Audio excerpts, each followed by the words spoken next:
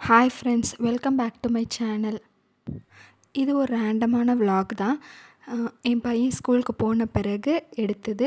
So அவனை ஸ்கூலுக்கு அனுப்பின பிறகு காலையில் கிச்சன் இப்படி தான் இருக்குது. வெசல்ஸ் நிறையா கிடக்கு வாஷ் பண்ணுறதுக்கு. ஃபர்ஸ்ட்டு டீ போட்டு குடிக்கலாம் அப்படின்னு டீ அடுப்பில் வச்சுட்டு வெசல்ஸ் வாஷ் பண்ண ஆரம்பிச்சிட்டேன். அங்கே டீ கொதிக்கிறதுக்குள்ளே எல்லா வெசல்ஸையும் வாஷ் பண்ணி எடுத்துடுறேன். என்னை பொறுத்த வரைக்கும் வெசல்ஸ் வாஷ் பண்ணுறதுங்கிறது ஒரு கஷ்டமான வேலை தான். பட் ஆனால் வேறு வழி இல்லை, நம்ம செஞ்சு தான் ஆகணும்.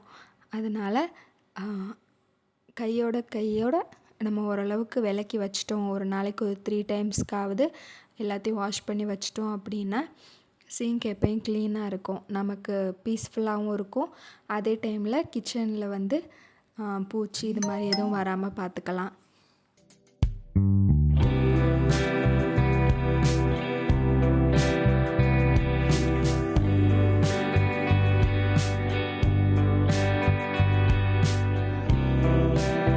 சிங்க்கு க்ளீனாக இருந்தாலே கிச்சன் பார்க்கவே ஓரளவுக்கு க்ளீனாக இருக்கும். திடீர்னு யாராவது வீட்டுக்கு வந்துட்டாங்கன்னா கூட நமக்கு ஒரு ஸ்ட்ரெஸ் ஃப்ரீயாக இருக்கும்.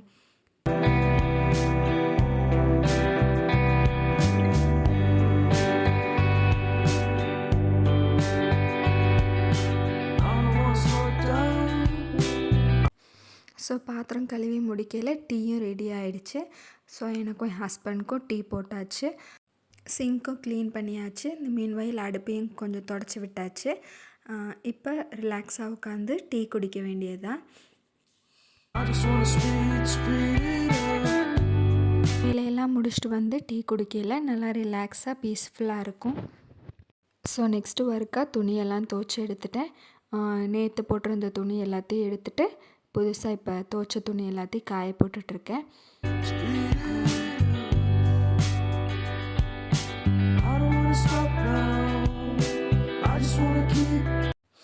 நான் கையில் தான் துணி துவைக்கிறனால மோஸ்ட்லி டெய்லி வாஷ் பண்ணிடுவேன்.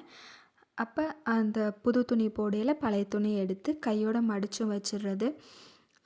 இதை மடிக்க எடுத்து போட்டுட்டு விட்டுட்டோம் அப்படின்னா அது அப்படியே 2-3 நாளைக்கு சேர்ந்து போயிடும். ரொம்ப சோம்பேறித்தனமாக ஆகிடும் அதை மடிக்கிறதுக்கு. அந்த இடமும் பார்க்க நல்லாவே இருக்காது. ஸோ எடுத்த உடனே கையோடு மடித்து வைக்கிறது ஒரு பெஸ்ட்டு ஹேபிட்டாக இருக்கும்.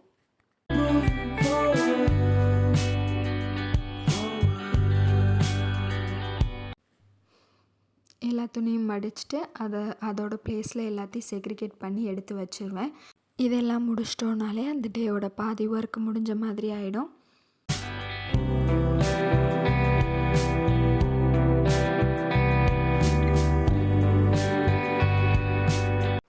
ஸோ நெக்ஸ்ட்டு ஒர்க்காக பேக்கெட்டில் இருக்க க்ராசரிஸ்லாம் அதோட பாட்டிலில் மாற்றி வைக்கணும்.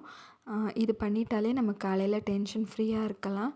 ஸோ அதுக்காக கொஞ்சம் டைம் ஒதுக்கி எல்லா க்ராசரிஸையும் ரீஃபில் பண்ணி வச்சுருவேன். இன்றைக்கி ரவை, பருப்பு அது எல்லாத்தையும் ரீஃபில் பண்ணி வச்சிட்ருக்கேன். இப்படி நம்ம செஞ்சோன்னா நமக்கு காலையில் டைம் ரொம்பவே மிச்சமாயிடும். காலையில் ஹரிபரியாக நம்மளால் தேடிட்டு இருக்க முடியாது எந்த பொருள் எங்கே இருக்குது அப்படின்னு. ஸோ இந்த ரீஃபில்லிங் ஒர்க் ரொம்ப ரொம்ப முக்கியம் நம்ம காலையில் டென்ஷன் ஃப்ரீயாக இருக்கிறதுக்காக. ஸோ இப்படி ரீஃபில் பண்ணும்போது எந்தெந்த பொருள் இருக்குது, என்னென்ன காலி ஆயிடுச்சு அப்படிங்கிறத நமக்கு தெரியும். அதுக்கு தகுந்த மாதிரி நம்ம க்ராசரி லிஸ்ட்டும் ரெடி பண்ணிக்கலாம். நான் மோஸ்ட்லி மந்த்லி ஒன்ஸ் தான் வாங்குவேன்.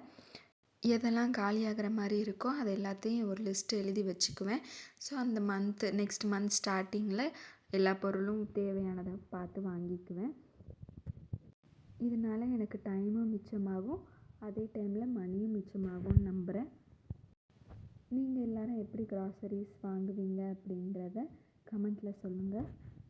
ஸோ இந்த வீடியோ உங்களுக்கு பிடிச்சிருந்தா அதையும் கமெண்ட்ஸில் சொல்லுங்கள்.